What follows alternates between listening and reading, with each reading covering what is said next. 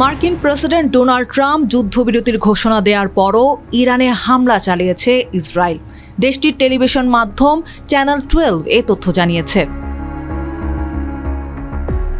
জানা গেছে ৮ এপ্রিল ভোরে ইরানের উপর নতুন করে বিমান হামলা চালায় ইসরায়েলি সামরিক বাহিনী।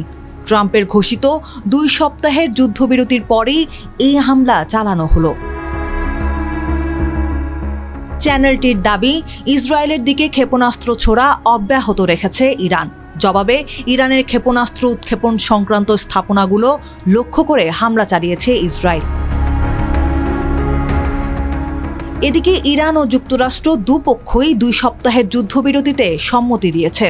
এ খবর ছড়িয়ে পড়ার পর ইরানের রাজধানী তেহরানে আনন্দ উল্লাস দেখা যায়। ৮ এপ্রিল ভোরে শহরের বিভিন্ন সড়কে মিছিল বের হয় এবং স্লোগান দেয়া হয়। সম্ভাব্য যুদ্ধবিরতিতে স্বস্তি প্রকাশ করেছেন তেহরানের সাধারণ মানুষ।